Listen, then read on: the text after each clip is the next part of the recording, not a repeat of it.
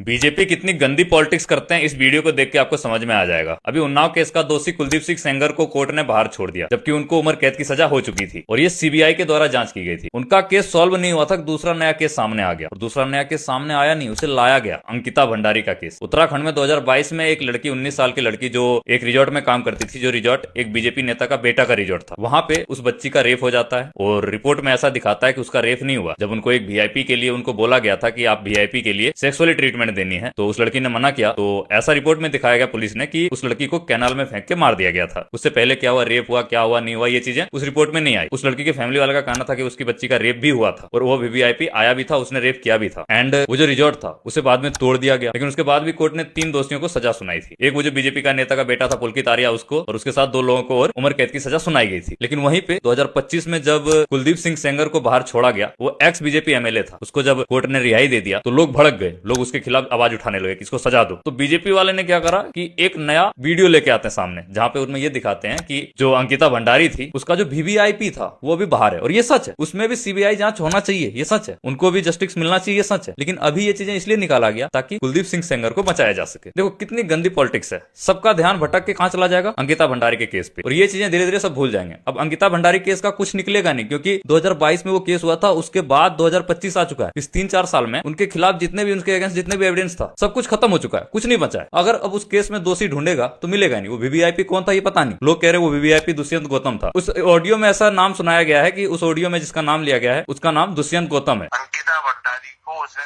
Pressure किया कि तो दुष्यंत को देगी। जो बीजेपी के एक जाने माने नेता है, उत्तराखंड के वो संगठन महामंत्री है, समझ रहे हो, उनका नाम आया, लेकिन उसके खिलाफ कोई एविडेंस है ही नहीं और मिलेगा भी नहीं, सीबीआई को भी नहीं मिलेगा। वो केस खत्म हो जाएगा। उसके वजह से ये कुलदीप सिंह सेंगर का जो केस है ये भी बंद हो जाएगा। देखो कैसी राजनीति है, एक केस को छुपाने के लिए दूसरा केस सामने ले आओ। वैसे जस्टिस दोनों को मिलना चाहिए, दोनों विक्टिम के साथ गलत हुआ। बस फर्क ये है कि अंकिता भंडारी की मौत हो गई थी और जो अभी ये जो कुलदीप सिंह सेंगर उन्नाव केस वाली है वो जीवित है, लेकिन वो मरी जैसी जी रही है जिंदगी, उनको भी इंसाफ मिलना चाहिए। तो ये कभी नहीं होना चाहिए। ये जो प्रेजेंट में उन्नाव केस है और कुलदीप सिंह सेंगर जो बाहर घूम रहे हैं, इनको भुला दिया जाए, भूलना नहीं चाहिए भाई। दोनों को बराबर जस्टिस मिलनी चाहिए। इस तरीके से गंदी पॉलिटिक्स ये लोग करते हैं, आपको पता ही है, और जनता भटक जाती है इन चीजों में। तो आप लोग भटकना मत, आवाज उठाए रखना। गलत करने वालों को कोर्ट से सजा मिलनी चाहिए और कुलदीप सिंह सेंगर दोबारा जेल में जाए, और वो जो वीवीआईपी था जिसने अंकिता भंडारी का रेप किया था या नहीं किया था, वो केस सीबीआई के हाथ में जाए और उसको भी सजा मिलनी चाहिए। ऑलरेडी एक केस सीबीआई ने सॉल्व कर दिया, उस केस को कोर्ट ने नामंजूरी दे दी भाई, और कुलदीप सिंह सेंगर को बाहर छोड़ दिया। उसके बावजूद दूसरे केस में सीबीआई के लिए रिक्वेस्ट कर रहे हैं लोग। हो सकता है दुष्यंत गौतम जब निकलेगा दोषी तो वो भी जेल जाएगा, उसको भी इसी तरीके से छोड़ दिया जाएगा, और फिर कोई तीसरा केस आ जाएगा बाहर। इस प्रकार से क्या होगा, दिमाग लोगों का जो